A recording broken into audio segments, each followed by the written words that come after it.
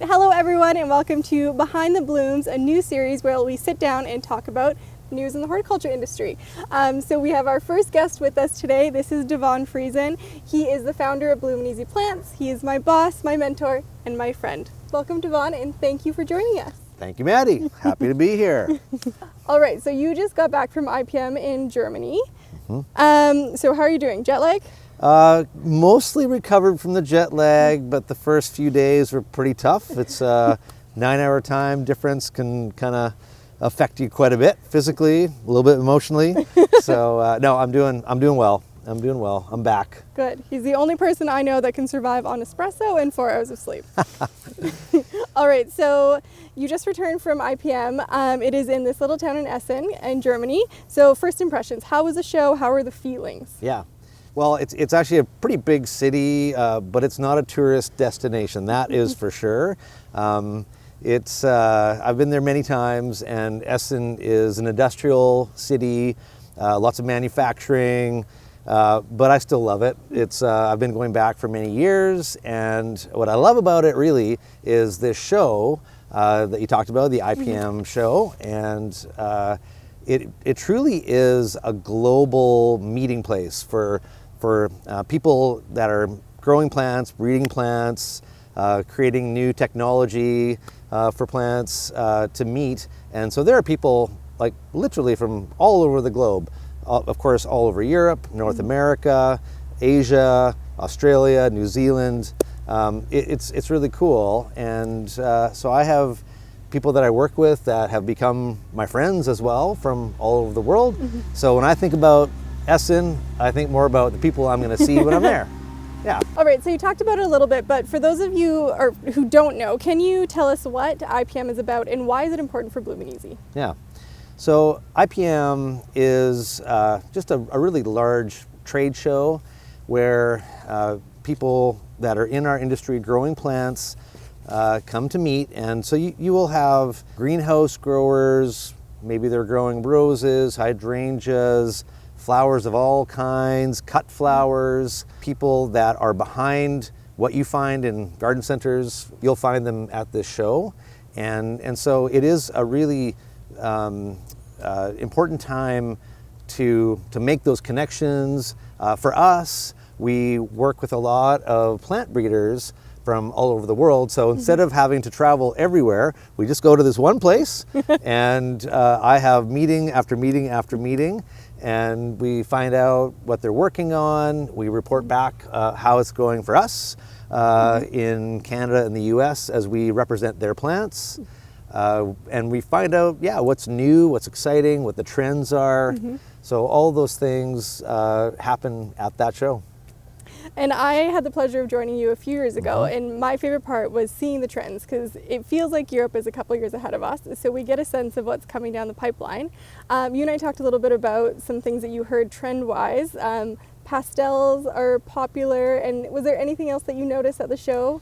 I know I didn't get a ton of time to walk around. Yeah, it's I think some of the themes, they're not new, but they continue, and they're probably becoming more intensified, but things like sustainability. Yes. So that's a huge one.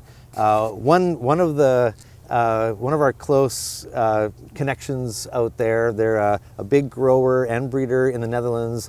They are starting their own program called Botanic Friends, for instance. And so they are playing on the idea of creating plants that attract bees, pollinators, and also just how we as humans can interact with plants and enjoy them and create better environments and sustainable ones. And the sustainability really goes all the way through from breeding practices to how things are grown naturally. And another thing that we're always looking for, as you know, are plants that really don't need any other additives. They just need nature, some water, a little bit of care, but they don't need chemicals to be beautiful. Yes. And so that's something that we're always looking for, and breeders are focusing on.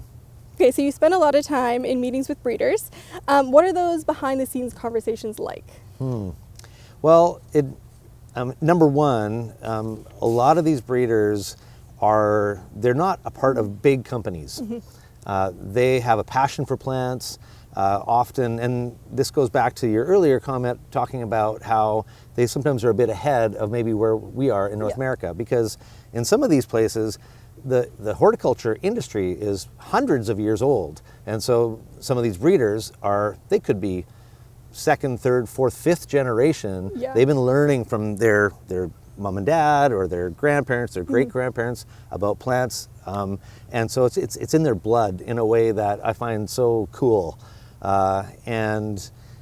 So that's part of it. Just hearing their stories, getting to know them, and then of course finding out, well, what are they growing, or what are they thinking about, what are they focusing on, and so usually they have something on a list that they have written down, but there's also something they don't have written down that when you spend enough time with them, then they feel comfortable to start sharing those things.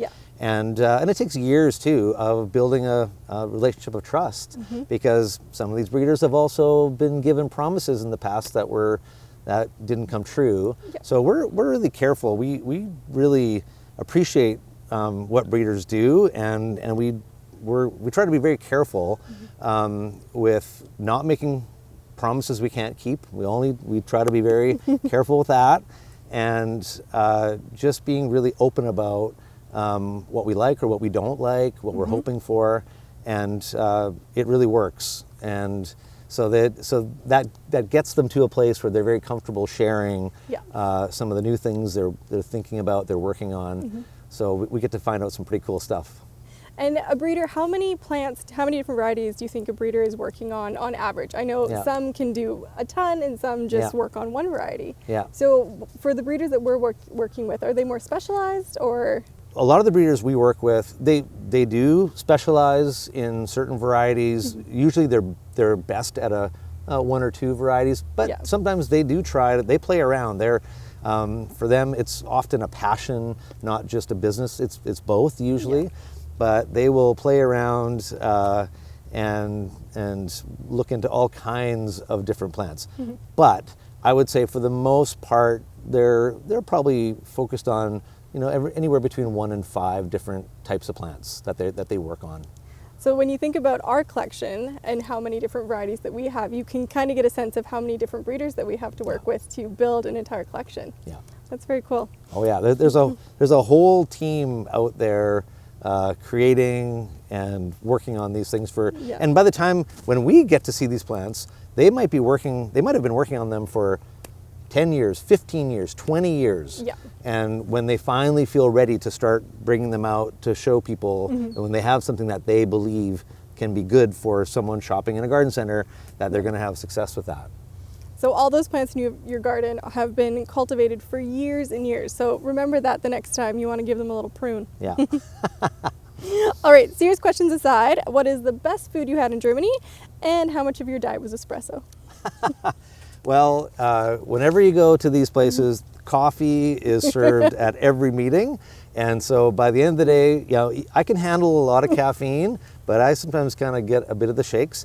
It's in Germany, and Germany is famous for beer. And so it's fun to sample some German Pilsners and different types of German beers. And I also, personally, I love the breakfasts, because we always have lots of fresh bread.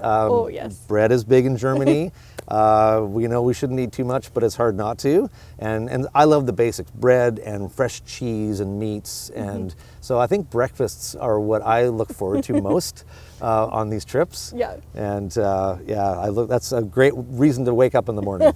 Sounds delicious. Now I want some bread. All right. Okay, so without giving away too many secrets, did you see anything that made you excited for the future of Bloomin Easy? Yeah, well, I mean, we saw a lot of cool plants, although it is January, or it was January during the show, so some of the plants were not at their best. But one thing that is pretty exciting, that there is a new hosta that has already been promoted, mostly in Europe, and people are really excited about it. It is a breakthrough. It's called the Red Ninja Hosta, and it's the first hosta that has true red variegation in the leaves. Yeah. And so Bloomin Easy will represent that in North America. And so it is really exciting. So we met with a group that is behind it, that comes out of Europe, and we're talking about our plans for how we want to bring it to the North American market.